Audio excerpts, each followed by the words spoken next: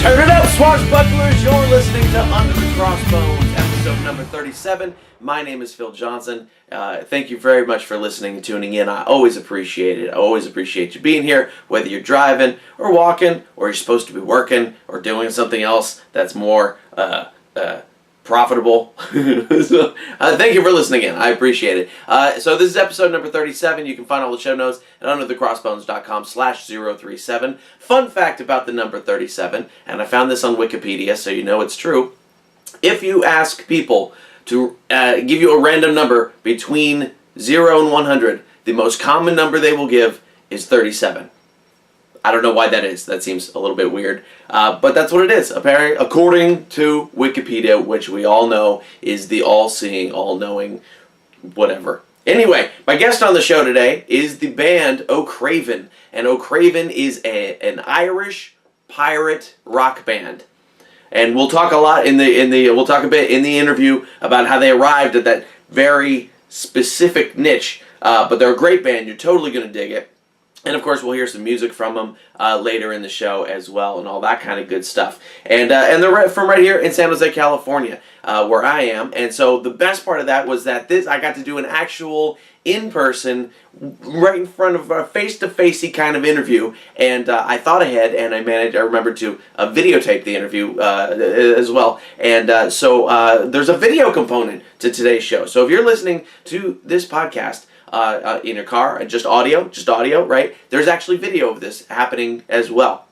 And because of that, I decided I would also film the little talky part that I'm doing right now and after the interview and all that kind of stuff, because why not? For fun. We're trying something different today just to see if anybody likes it. So it'll be fun. So if you want to see the video version of today's show, you can go to youtube.com/underthecrossbones, and it'll be right there, and it'll be linked up in the show notes as well, so you can see it there as well. All good stuff. So and you know what I did? You know what I did recently is I went in to my podcast hosting company thingy, Libsyn.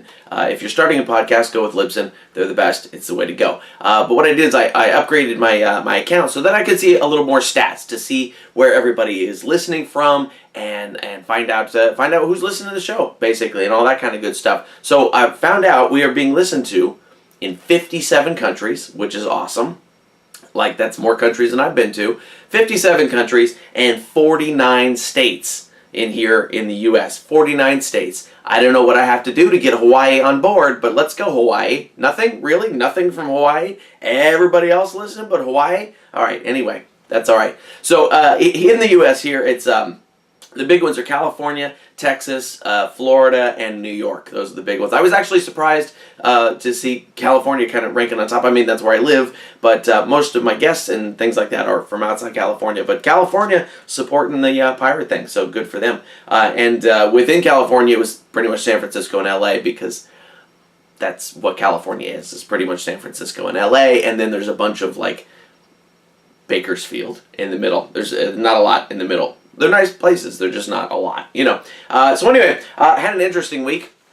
I did a couple of interviews, and then Thursday night I went to go see Greg Behrendt at the San Jose Improv, who's one of my absolute super favorite comedians. And he put on a great show. He's doing a bunch of new material. It was super fun. And then he and I chatted after. We've been acquainted over the years in a sort of artist-fan relationship. And he knows I'm a comic, but we'd never done anything together before. So he asked me to come out and do a guest set, which I did on Sunday night, which was fun. In between, though, Friday night, I was in Fresno at Frank's Place, headlining a show there, which is a nicer place than it sounds like. It sounds like a dumpy bar. But it was a nice bar with a cool stage area. It's like a live music venue. Stage, lights, sound, the whole deal. And so I had a great show in Fresno. It seems like I've been going to Fresno a lot lately, which I lived there for a couple years when I was a kid. I didn't particularly like it, but now that they give me money to go there, it's much better. It's much better to go to Fresno when they pay me to do so. But the show at Frank's Place was super fun. That new material that I had done in San Francisco, like I don't know, a few nights earlier, a week earlier, whatever it was, that did so great in San Francisco, bombed, ate it hard in Fresno. But everything else was good besides that 5-minute chunk where they just didn't know what I was talking about. Mostly at all. But that's okay. It's all good. That'll just told me I need to work on it, so when I go take it to Missouri, they know what I'm talking about. And then Saturday night, I did a short set back in San Francisco at this cool little venue called, it's 222 Hyde. They call it The Basement. The show is called The Setup. It doesn't really have a name. It's got lots of names. One of those kind of places. It's in the Tenderloin, which is the worst part of San Francisco. But you go into this bar, and you go into the basement, and there's a little basement room down there that has a pallet stage and a microphone and a little neon sign that says The Setup right behind you, and it holds about 40 people. And it was packed. It was standing room only, and it was super fun, and had a great time. Did the new material there, and it killed. Did great again. So, I don't know. It needs some work, is what it tells me. It needs some work to take it out of San Francisco and make it work. But something happened at that show that I've never encountered this at a show before. There's always something new in this comedy game. Always something new. I was not on stage when this happened, but I was affected. Apparently, up on the street, because we're in a basement, right? So it goes up on the street. And, oh, by the way, the place we were in used to be a jazz club called the Black Hawk in the 60s, which is where all the famous jazz guys played. So you'd go see, like, Miles Davis there and things like that. So it was really cool. But anyway, so somebody out on the street got pepper sprayed. I don't know why. I don't know what happened. I don't know. I know pepper spray is red because it was sprayed against somebody's car, which was probably annoying to the car owner because it probably ate away their paint or something. I don't know. So anyway, somebody up on the street got pepper sprayed, and the pepper spray somehow wafted into the club through the ventilation system, through the open door. I don't know what it was, but like I started coughing. I'm coughing a little bit, whatever, and then the lady next to me, she started coughing, and then people in the audience started coughing. Like, we didn't know what was going on. Just and the comic on stage is like, he finally went, "Why is everybody coughing?" Like it was the worst flash mob in existence, right? Like it was the lamest idea for a mob. And then we found out, somebody said, "Oh, somebody got pepper sprayed out on the street, and it's wafting into the club." So the producers of the show went and got glasses of water for everybody. Nobody left because the show wasn't over yet, and it was really good. So everybody hung in there, cough, cough, cough, cough, and then the pepper spray dissipated, and we got back to the jokes. But that was a new one. I can't say I've ever inhaled pepper spray at a comedy show before. So very strange, but a fun little show. If you're in San Francisco, make sure you go to The Setup at 222 Hyde on Saturday nights. It's every Saturday night, and just ignore the Tenderloin in general. I did tell them that I said, "Hey, San Francisco, I was just in Vancouver, Canada, which is a lot like San Francisco with less of a pee smell," and they didn't appreciate that joke at all. 4 or 5 members of the audience liked that joke, and they were from Canada. So, but yeah, oh well, truth hurts, doesn't it? That's okay. All right. Anyway, so I got more shows coming up, hanging around California mostly this month to deal with some things. But I'm going to be in Oakland a lot for some reason. I don't know. Every once in a while I have this jag of going to Oakland for a bunch for shows. So April the 29th, the Washington Inn. May 6th, the Spice Monkey. May 7th, It's Your Move. Those are all in Oakland, California.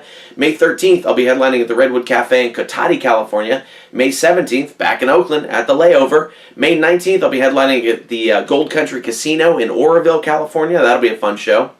And then May 27th and 28th, I will be at the Comedy Palace in San Diego, California. A bunch of stuff, other stuff coming up. SoCal, I'm doing some LA dates. Colorado Springs, Fort Wayne, Indiana, Fort Myers, Florida. Hey, Florida people, I'm going to come and see you in the fall. Washington State, Oregon, all sorts of dates. If you want to find out where I'm going to be, go to underthecrossbones.com and click on the Tour Dates button.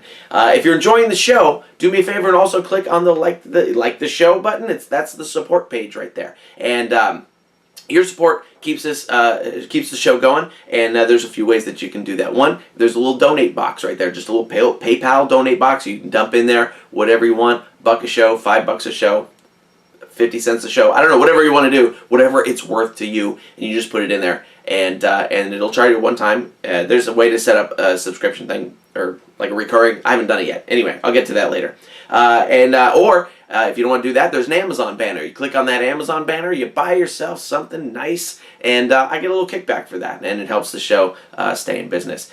You can buy yourself like a spatula, and I'll make like 3 cents. Or you can buy yourself like a swimming pool, and that would make me 5 or 6 cents, maybe. I don't know. But anyway, click the Amazon banner. Just do that every time you're going to Amazon. Just click that banner and buy yourself something nice.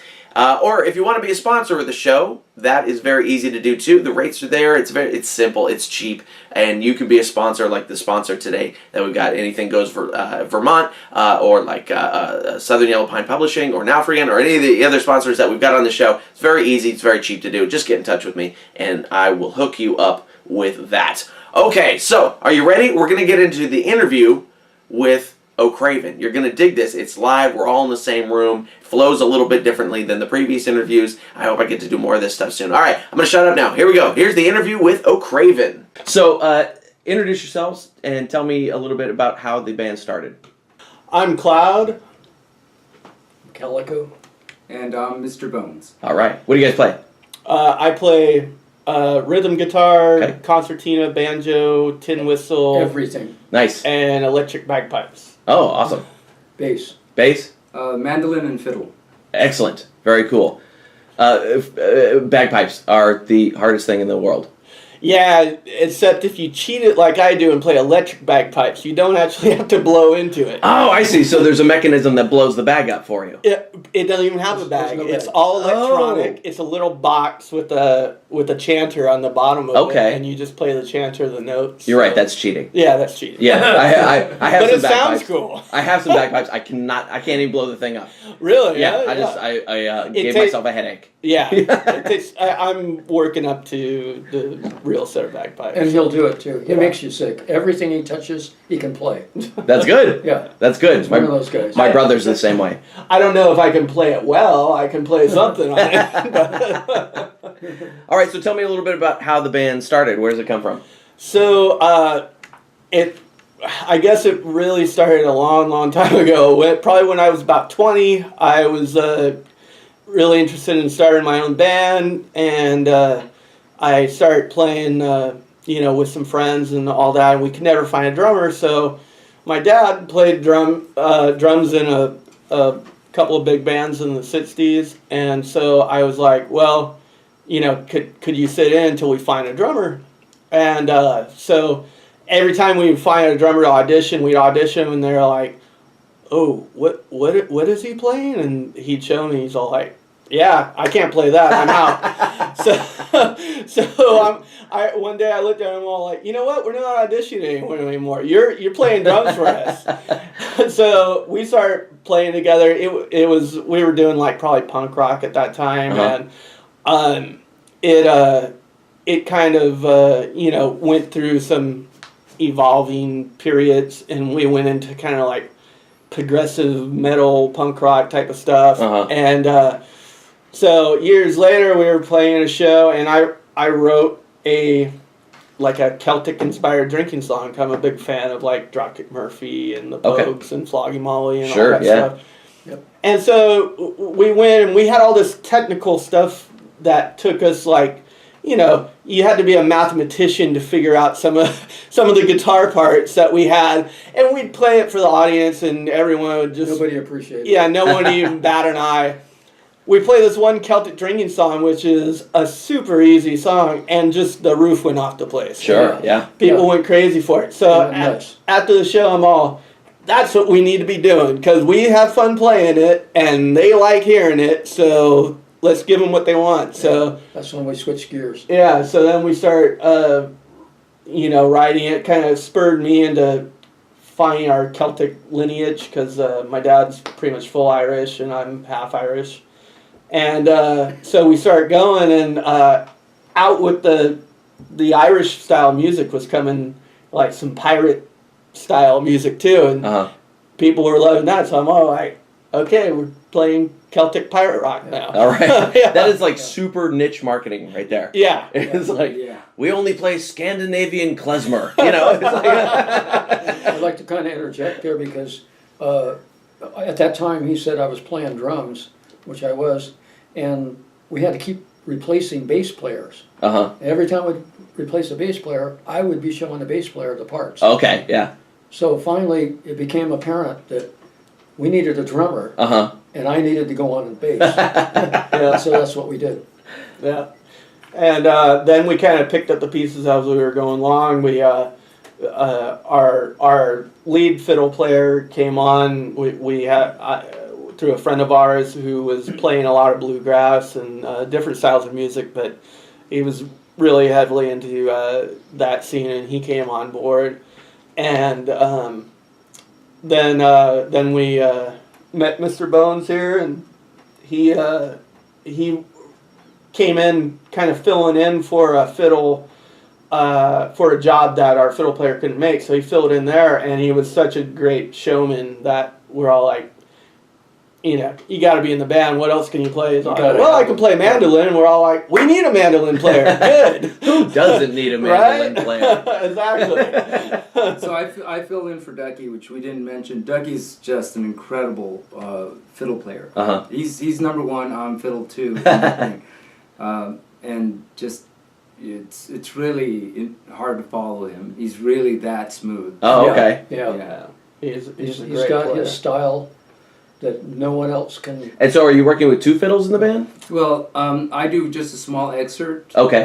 But the idea is that if Ducky does other things as well, Uh-huh. so if it comes to it that he needs to do something, I can back in, and that's coming up. I see. Okay. That's All the right. main- So you guys double on a lot of instruments. Yeah, That's great. so You have to be ready for anything. we do a lot of harmonized lead guitar work with our other guitarists, and we do a lot of harmonized fiddle guitar stuff, Uh-huh. or mandolin guitar, or mandolin fiddle, that type of thing. And so we're big into melodic, you know, harmonized stuff. It's like ear candy for me. So Okay. yeah. So when you started, how did you start to bring the pirate angle in? How did that? Was it just a different sort of drinking song?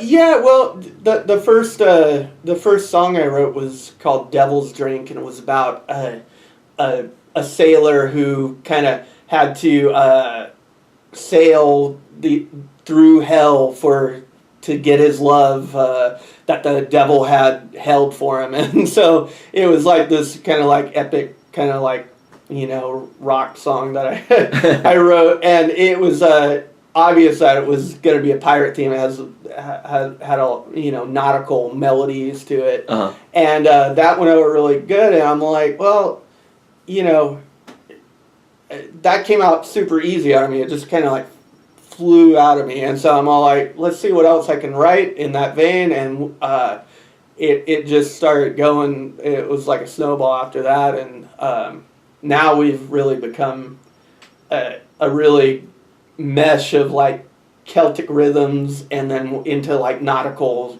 sea shanty type of stuff, and we have our pirate image that we have. We wear kilts and pirate hats, and you know, the whole deal, and Celtic pirates. Yeah. So it sounds like, I mean, you almost kind of stumbled on the idea. yeah, Yeah. It was kind of like I wrote the first melody for that song, and I was like trying to make it sound Celtic. Okay. And I was like trying to play it, you know, in like a real staccato 6/8, kind of like how Irish music would be Uh-huh. written, and it wasn't working. And I kind of like made it a little bit more bouncy, almost like a shuffle, and it sounded great, but it was obviously a pirate song. Right. You know? Interesting. That's how I always work too. It's like, oh, I was supposed to be this, and I missed. Yeah. Yeah. Yeah, exactly. You know, sometimes you have it set in your head for, you know, you can picture in your head, and when it comes out to translating it, it just needs to go somewhere else. You know? Sure. Yeah.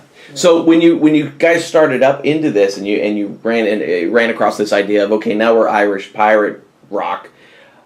Where did you're obviously sort of, especially here in San Jose, you're the only guys. You're the ones. There's nobody else like it. Yeah, it's not like there's a big Irish pirate rock scene here. If there's any scene left at all in this town at all. That's true. Where did you start to find a place to fit in? You know, it's actually really cool because even though you would think being such a niche-y scene that sound that we would have to only find certain bands to play with, it actually it bridges a lot of gaps with a lot of other styles. Like a lot of metal bands like us because we're heavy, Mm-hmm. And punk bands like us because we kind of have a punk feel to us. The Celtic bands like us because we're, Celtic. We're kind of straddling the fence. Yeah. And we found like there was very few bands that we can't play with that we actually work well. We haven't, we get in front of an audience that's, cold to us, that we haven't played to before, and maybe they're whatever, and they all. We make them like us. Yeah, we make them like us. They all can get behind drinking songs, and everyone loves pirates. I don't care who you are. Right. Everyone loves a pirate. The thing that works in our favor is that they've seen 3 bands in a row before us, and they're all bass, guitar, drums, and a singer. Sure. Right? Then they see the next band, same exact. And they generally all dress like they just got off work. And Right, yeah. They kind of stare at their shoes as they're playing. So I'm glad to hear nothing's changed. Yeah. Exactly. You know the shuffle, right? Equipment goes off, equipment comes on. Right. And these guys come walking on in kilts, carrying banjos and mandolins and violins. With and pirate hats on. Pirate hats. And we've got, amplifiers that are stacks. And they're going, what the heck's going on? And the minute we start playing, you see the smiles on the faces. And they're going, and it's funny because it's different. Numerous times we've been at shows where, as we're setting up, either our girlfriends and wives who are in the crowd, they'll usually run our merch and stuff like that while we're playing.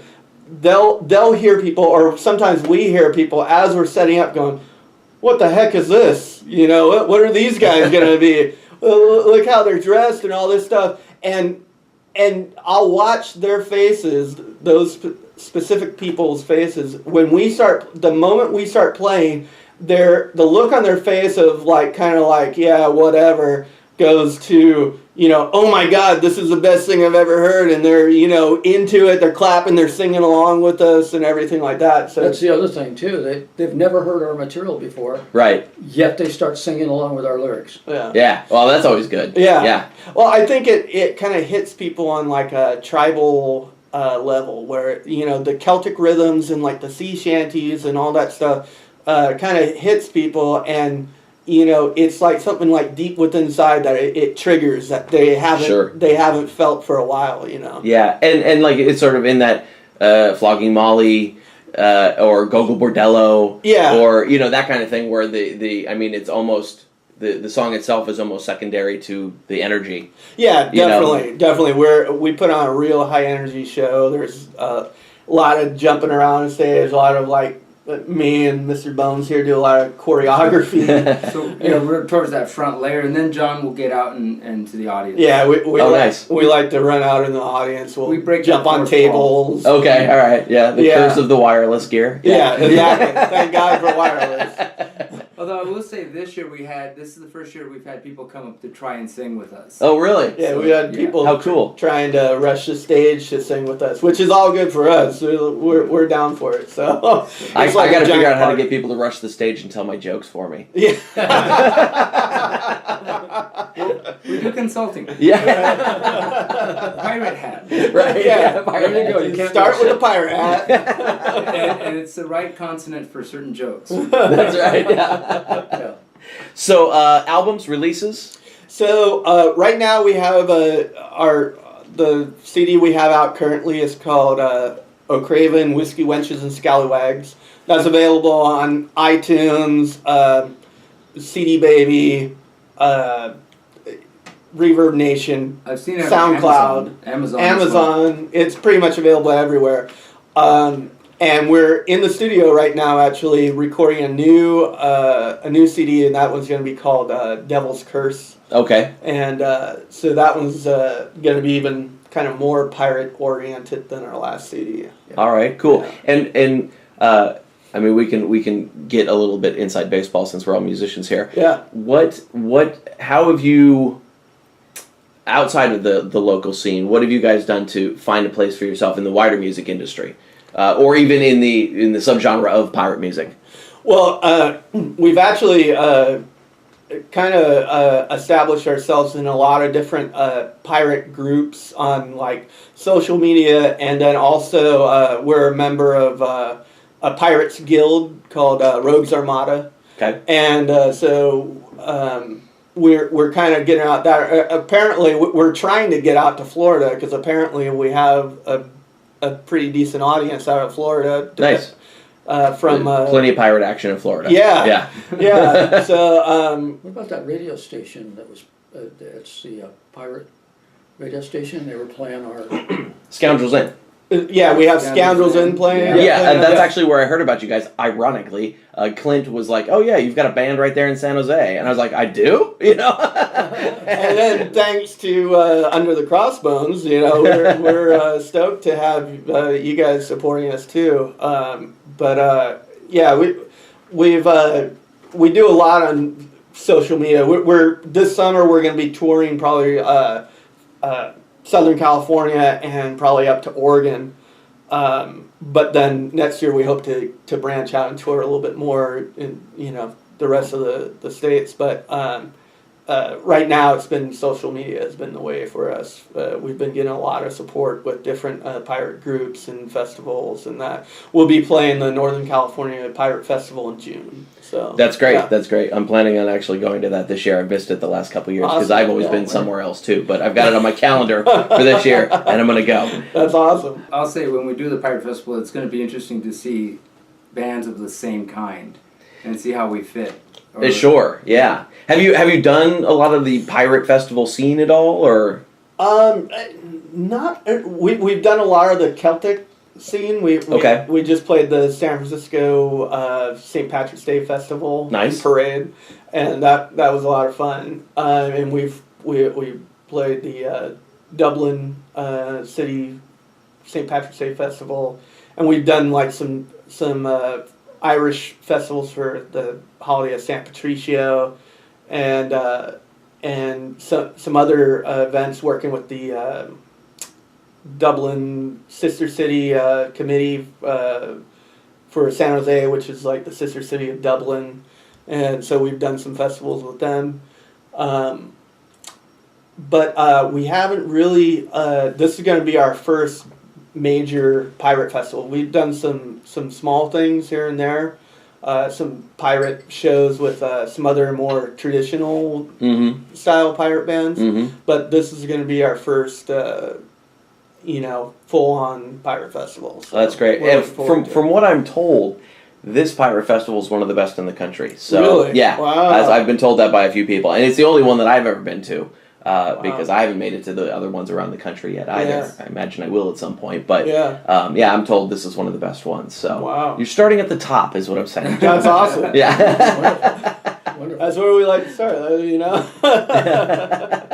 And so, were you guys like piratey guys before, or I mean, was that it must have been in the back of your head somewhere. Oh yeah. Well, a lot of us come from theatrical backgrounds. Ah, okay. Now we're Yeah. getting somewhere. So both me and Mr. Bones are both artists, and he's done theater for years and years. I did haunted houses and makeup and special effects for haunted houses for a number of years. I gotta say, very professionally too. Nice. Yeah. And actually, I brought my dad on with me to help me on my haunted houses too, because he's an amazing artist himself. So we've been involved in theatrical type arenas for forever, since since probably like 13 or 14 I was doing some type of art or theater type of work, so I think that has a lot to do with it, because there's no better character than a pirate. I mean, come on. There's so much to work with. I mean, yeah. Sure. Yeah. Yeah, I did performance arts, so for us, I think the fact that you're coming on stage dressed as a pirate is not foreign to you. And what makes it interesting to see bands that come up with costuming, they're like, I don't own this when I get home. Right. No, we own it when we're there. And Yeah. yeah. I definitely wear my kilt around out to, even when I'm not playing, Yeah. I'll be out in my kilt or you You go to know, restaurants and everything, walk in kilts. yeah, or my pirate jacket sometimes, or Yeah. you know, all of that. So we're definitely not afraid of the image. It's definitely become part of us. You get to lifestyle. Yeah. Nice, nice. Now, what kind of performance art were you doing? Well, again, I did theater arts as my major, but I actually did a thing with a body painter, Oh. and I dressed as a gazelle. And I was on a gazelle. I was dressed as a gazelle on a bicycle, and there's this huge projection of cars coming at me. Okay. And while I'm, becoming a gazelle, being chased by vehicles, she's dabbing paint all over me, and we did a 3-piece of that, and that was kind of my commitment to my pre-bucket list commitment, is that I would do something like that. Interesting. But it's always been that wanting to try something you've never tried. And Okay. you just fall forward into it and say, well, music wasn't originally my drive, Mhm. and art wasn't originally my drive, but because of circumstances, if you don't have that avenue, you seek the other artistic avenue. So this has been, for me, it's been a collection of skill sets that now are being fed into music. That totally makes sense. Yeah, and I've always operated the same way too. I had no plans on being a comedian, and it just fell into my lap, and I went, "Oh, okay, guess I do that now." Yeah. You know? Yeah, sometimes you just fall into something and you had no intentions or whatever, just by circumstance, and before it just feels natural. I think when something feels natural, you're meant to do it. Sure. And that's the avenue you need to go down. Yeah. That's the way it was the very first Celtic style song that we played. Yeah. It just felt Pirate. so natural. Mhm. Felt like this is us. Yeah, and it's an evolution for this band. I mean, I was a fan before I became a member, and I was just seeing the evolution of the band as moving across musically, and seeing John develop that wing of the entertainment aspect of it was like, I really want to work with those guys. So Yeah. it was a good evolution, and we can still move that even further forward. Oh yeah. And that's the drive. I gotta say, when Mr. Bones came into the picture, there was a chemistry between John and him on stage that transfers to the audience. Ah. And it's not just a single front man anymore. We got the two of them, and it's double the impact. Right. Right. It definitely raised us up a notch, and it's something like Omar said, like we're constantly evolving. So it's like, every show we're trying new things and put it on, some type of new, either a visual aspect or a musical aspect or something like that. So it's constantly I moving. think one of the things that's interesting about the band is we're starting to inspire members of the band that aren't usually frontmen or aren't usually kind of extroverted in their playing to feel like, well, hell, he's doing it, and he's not on fire, and no one's bottled him yet. And so, like, our fiddle player is now actively more mobile. He can get out and move Yeah, around. he'll run out in the audience like I do, And we have a great drummer that's also our a drummer is performer as amazing. well. So He even though he's How do you get a drummer mobile? That's what I want to know. we'll find it. yeah, he'll stand up, he'll play his drum standing up, kind of moving around it. We have a song that I start out with the banjo, and he'll actually play my banjo head while I'm playing the chords on the banjo. Oh, nice. Yeah, and he's doing all this stuff back there on the drums, and we'll do choreography, and he's moving back there on the drums as we're moving. He's used to the big stage because Yeah. he's played in a couple of very popular bands. Oh, okay. Yeah, he played with Quicksilver Messenger Service. Oh, yeah. Jefferson Starship. So nice. He goes under the moniker Rattling Jack Graves. Okay. So just to get the names in there, Ducky is our fiddler, and Then we have Patrick Golden on lead guitar. Nice. Yeah. He doesn't have a fancy name? He's not yet. Not yet. He's actually the newest member to the band. Oh, okay. Yeah, so he's still Either we eventually like find the name. The name eventually comes together. Whether they want it or not. Well, We run it like a like a pirate. high school nickname. Yeah. We run it like a pirate ship. First you come on, you're swabby, and then you got to work your way up from there. And maybe you're a deckhand, and maybe you're his first mate. Who knows? You got to demonstrate that you can walk a plank and still come back. Nice. That's great. So the new album that you're working on, how close is that to being out? Right now we're in the demo phase, so we have pretty much almost all the songs demoed, and we've just gone in to lay down drum tracks. So it's probably another, I guess, like 3 or 4 months. Yes. 3 or 4 months till it's out. Yeah. It's all a painful process. Yeah. Getting a record. You know out. how it is. Yeah. Yeah. Oh yeah. I gave up on albums. I just do singles now, and I put one out every couple of months. Yeah. And yeah, I can't stand just here a year later. Here's a thing. Yeah. Yeah.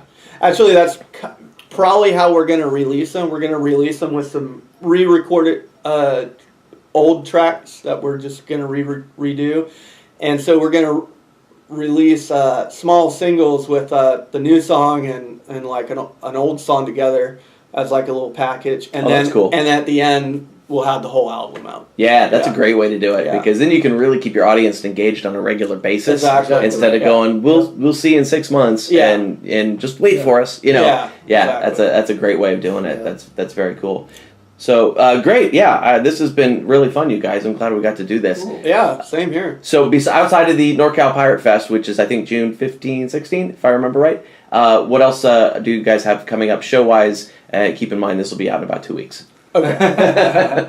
Well, we're in the middle of recording, so we're not a lot of shows. Yeah, we've been taking a little time off for the recording. But come summertime, we'll be doing a small Southern California tour, and then probably late summer up to Oregon. So I guess just kind of check us out on our Facebook page or our actual website, www.oatcraven.com, and that will have all our show listings. Yeah, Fantastic. We'll have festivals. Yeah, we have a bunch of festivals that are in the works right now. So Good, that's great. And I'll make sure that the website is linked up on the show notes and all that kind of good stuff, so Awesome. everybody will know how to find you. And certainly anybody that listens to Scoundrels Inn already knows how to find you. Awesome. So this is just yet another outlet for this stuff. Cool. All right, guys. Well, this has been fun. Did I not ask anything that you want my audience to know? I can't think of anything. I can't think of anything. I am a genius interviewer. Yeah, you are. You're good. You're good. But you could always call us back and phone. That's right. That's right. All right. Well, this was great, guys. Thanks so much. Cool. Thank you. Thanks for having us. And that's it, friends. That's my interview with O'Craven, the Irish pirate rock band. Great. It was super fun to be in the same room. They're really nice guys. Go out and see them at a show when they're near you. Like they said, they can be up and down the West Coast. Or you can visit them at their website at www.ocraven.com. Good guys. I like them. I can hang out with them. That's always a good sign. Like we talked a lot before and after that interview, too. But you don't get to see that. Because I don't know, maybe I should have taped more. But anyway, I'll have him back on the show again soon there. We got a sponsor on the show today. And that sponsor is Anything Goes Vermont. They're an old world trading post carrying a mix of custom items, modern upgrades, and handcrafted workmanship. They offer on-site blacksmithing, leatherworking, chainsaw carvings, Vermont folk art. They carry locally made soap, candles, craft supplies, oddities, and then like seasonal stuff like Vermont maple syrup. Maple syrup. Small farm honey. Small farm honey. Certified wild ginseng. I don't know. I'm not sure what ginseng is for. And bloodworms. Bloodworms. If you need bloodworms, I don't know what they're for, but if you need bloodworms, they have bloodworms. I don't know. That sounds gross to me. But anyway, all that other stuff sounds awesome, right? And so make sure to check out their online sales of New England antiques, and they even got like retro video games and overstock items and all that kind of stuff. And the best way to find them is on Twitter. You follow the hashtag Professional Mountain Folk, and that's how you find them. Follow Anything Goes on Twitter for amazing deals, and they're always looking for new and exciting inventory, and the stuff they find is going to surprise you, because it's going to be stuff where you go, I didn't know I needed that, and I need that. So, and then you're going to get it because it's awesome stuff. So check them out at underthecrossbones.com/AGVT. That is Anything Goes Vermont. Underthecrossbones.com/AGVT. Friends, there are pirates out there. They're not the cool pirates like us that dress good and are nice people and do good things. No, they're the pirates that dress crummy and they sit in front of a laptop and eat Cheetos and steal your information. That's what pirates do now, and it's a drag. But identity theft is huge, especially this time of year. Like you just did taxes and stuff. They will go out and they'll file bogus tax returns in your name and steal your information and your money. That, like, if they did that with me, I don't know what they're expecting. They're not getting anything back. I have to pay every year, so I don't know. That's not gonna happen to me, but it could happen to you because you might be a real person with a real job, and me, I gotta pay anyway. But it has happened recently to me. Somebody hacked my Uber account and ordered 3 Uber rides in Beijing, China, on my credit card. Yes, it happened just 2 weeks ago. And fortunately, Uber caught it before LifeLock even got to it. But LifeLock would have found it if they hadn't. And that's the cool thing, is they will go out into the dark, ugly parts of the internet, and they will see if your information is out there, and they will keep it out of there, and if it is there, they will help you fix it. And that's the big part that you don't get with a lot of the free credit monitoring services and all that kind of good stuff. So, I got a deal. You can get 10% off your LifeLock membership, which normal price is only like $9.95 a month or something like that. It's cheap, and it's worth doing. So you go to underthecrossbones.com/LifeLock, click the Start Your Membership button, and you will get 10% off. That's a heck of a deal. Got an ebook for you, Alexander Exquemelin's Pirates of Panama or Buccaneers of America, whichever title you like. It is a seminal, awesome pirate work written during the golden age of piracy. Maybe just the early part? I think it was the early part. But if you're a pirate fan, you absolutely have to read it. And you can get it for free if you go to underthecrossbones.com, click the free ebook link, and or if you're out and about and all you got your phone, just text the word pirate and your email address to 94253. That's text the word pirate and your email address to 94253, and you will get it'll kick you back a link just like that, and you will have a link to download that cool ebook of pirate awesome knowledge and things. All right, so we got some comedy, some music on the show today. I thought since we were doing Irish pirate music, we would have an Irish comedian on, and we have Dave Niall on the show. Now, this is a very short clip. Now, first of all, you may be thinking, hey, St. Patrick's Day was a month ago. Why didn't we do the Irish pirate rock and Irish comedian on that week's show? It's because I'm a rule breaker. I play against the grain. I do my own thing, and I don't plan things very well. Had I planned a little better, that might have happened. But anyway, we're going to have St. Patrick's Day right now here in April, and that's cool. That's all right. We can do that. Dave Niall is an Irish comic from Ireland, lives here in the Bay Area now. Very funny. This is a very short clip you're going to hear. It's very short, but very funny. And the reason is Dave does not have a lot of stuff online because you have to go to a show to see him. So go see Dave Niall at a show. That's how you get the big Dave Niall experience, is by going to a show. So you're going to hear that from Dave Niall. You can find him at irishdave.co right there. And then we're going to have some music from O'Craven, because duh, right? They're on the show. And so I'm going to play a song from their album called Whiskey, Wenches, and Scalawags. That's the name of the album, and we're going to hear a song called Pint Glass. And I picked this song because it reminded me of one of the recent times I was in Las Vegas, and one of the casinos had a big neon sign up that said, "World's Largest Pint." Not realizing, apparently, that a pint is a fixed measurement, and it is the same everywhere. But it's Vegas, and you can sucker people in with signs like that. So we're going to hear the song Pint Glass by O'Craven. All right, let's get to it. So, comedy from Dave Niall and Pint Glass by O'Craven. Here we go. There's one form of mild racism I've noticed since I've got here to America that you might not be aware of. Did you know 3 of the top 10 dog names in America are Molly, Murphy, and Riley? Could you stop naming your feckin' dogs after Irish people? You don't do that with Jewish people, do you? Come here, little Goldstein, or who's a good little Goldstein?